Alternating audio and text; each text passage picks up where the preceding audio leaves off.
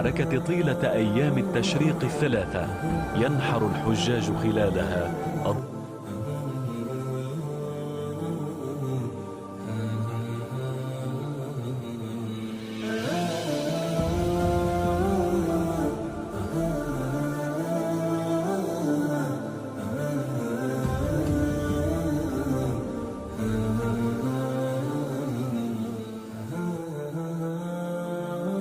أيام التشريق يرمي الحجاج الجمرات في شعيرة ترمز إلى مقاومة الشيطان والتحرر من خطواته وما يدعو إليه من شرور وآثام.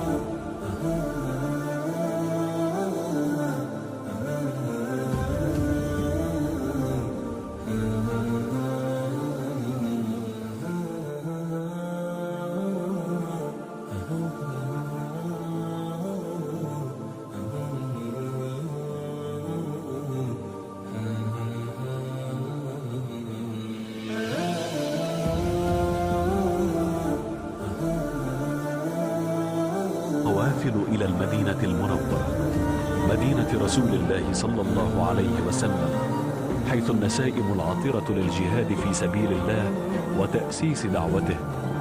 وتزخر المدينة بذكريات النبي الكريم وبالأماكن التي وطأتها قدماه الشريفتان وباركها بنوره.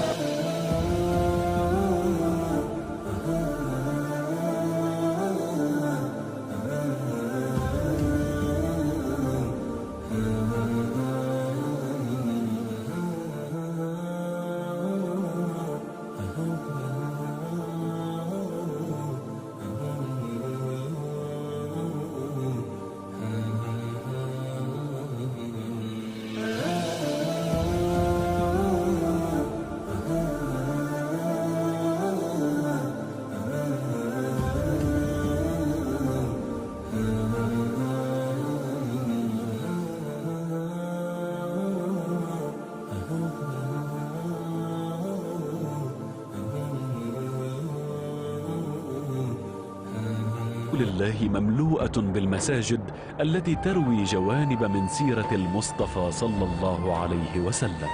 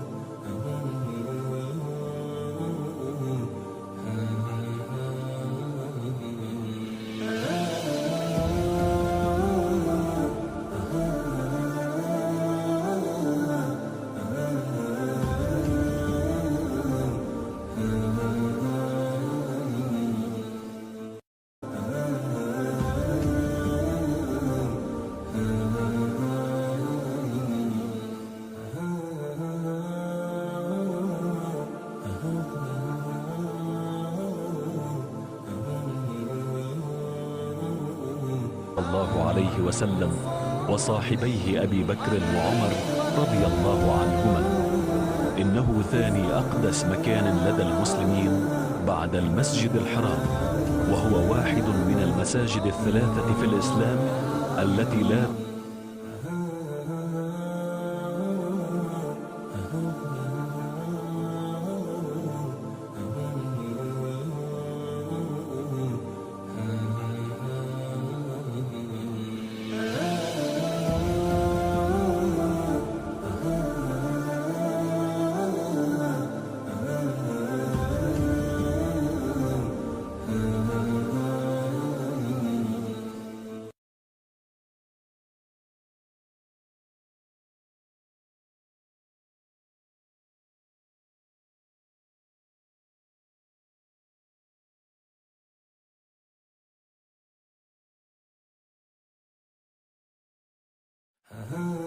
يعود الحجاج إلى جدة استعدادا للمغادرة.